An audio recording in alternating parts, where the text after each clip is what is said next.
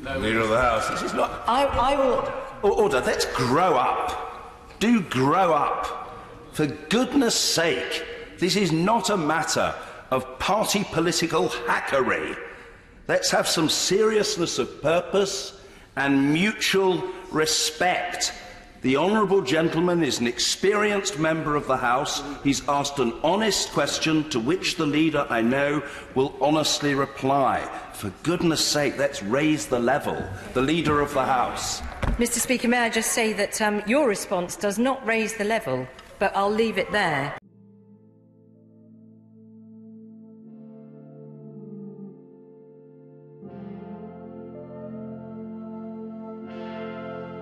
How are we going to create the most jobs? David Cameron in PMQs taking heat.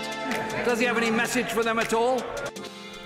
The message that I'm getting from Parliament is that they are now an outdated institution that not only fight themselves but are fighting the people of this great country. Is it time that Parliament is ended? A loathsome, obnoxious, repellent individual.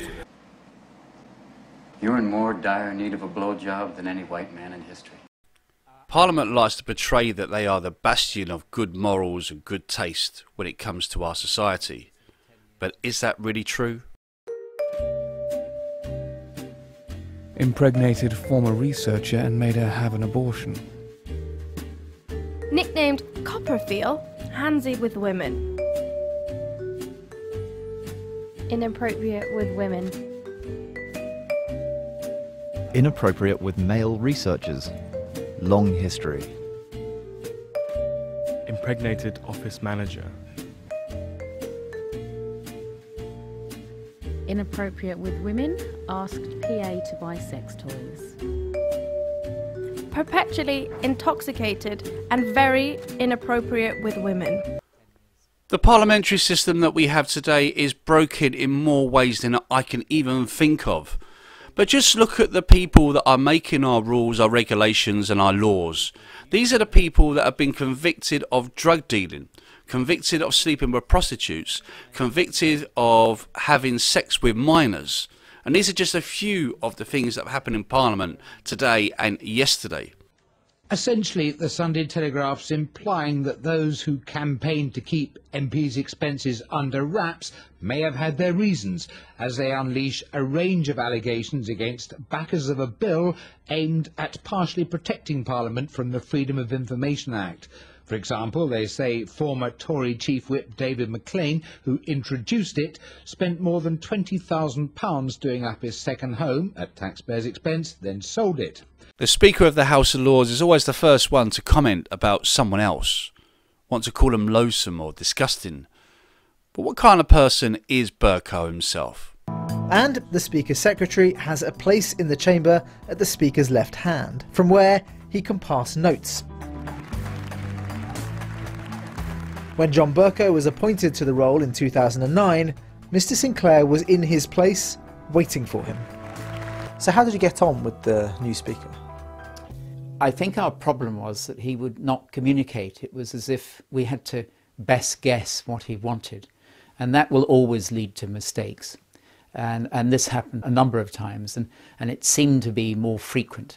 And the Speaker responded in a way that I can only say is a form of bullying, and that is to show anger, to thump the table, to say that somebody has failed in front of others. It seemed to get more frequent. It became very difficult to try and communicate through that. And of course what builds up is a sort of spell of failure. We're not doing what we're meant to be doing. And clearly, he's angry about it. So that would get to you? It gets to you because you want to avoid that anger. Because sometimes, he would denigrate you in a particular way through mimicking or yet again something has gone wrong. Sometimes he would say in front of, somebody who was working for you that, that your boss had failed. And that is quite hard. I've learnt more about Parliament and the House of Lords in the last 2.5 years than the rest of my life put together. So I'm aware why they're bad for our society, Now, you can still believe that somehow they're there for the greater good, but because of the information that I know is factual, I know that's not true. But let me give you just one more example of why our Parliament is a waste of space and bad for us. Today we have learned that yesterday the violent racist thug and fraudster known as Stephen Yaxley Lennon, or Tommy Robinson, was invited onto the estate and wined and dined in the House of Lords yesterday.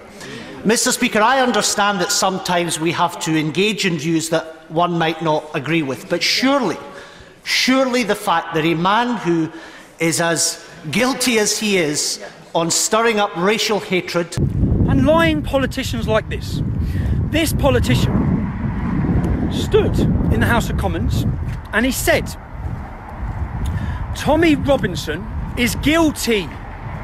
These are his words, quote, direct words. This is what he said. And the reason he's hiding now, the reason he's standing there talking to the police, is because he knows I'm not guilty of inciting racial hatred. That's what he told the world on TV. He stood, and I'll quote him directly, it's a fact, a fact. Surely the fact that a man who is as guilty as he is on stirring up racial hatred, organising violent, thuggish crimes around the country, that Tommy Robinson is guilty of inciting racial hatred. Well, we have laws in this country, and I'm sure if I was guilty of any of them, I'd have been arrested. I get arrested for things I haven't done. So if I was guilty of inciting racial hatred, I'd have been prosecuted for that. So it's not a fact, Mr. MacDonald, that I'm guilty of anything to do with being a racist. He calls me a racist. Right now he's hiding, cowering in there, scared of this. Scared of this.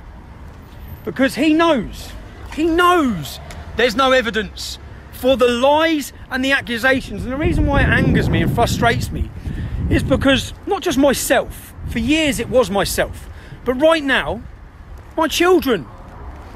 And do I blame the young black males for having a pop or for believing I'm a racist? When they're told it by elected members of Parliament, they're told it's a fact.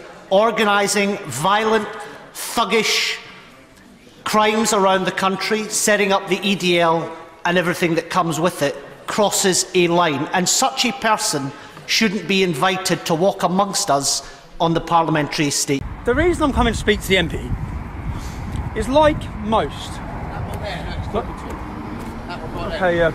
Like most in Parliament, so the MP's there hiding in there, behind that screen.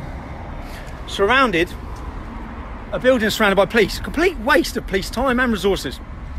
If you're being burgled right now in the city of Glasgow, if you're a victim of crime, which you probably will be in the city of Glasgow, then your police officers are busy.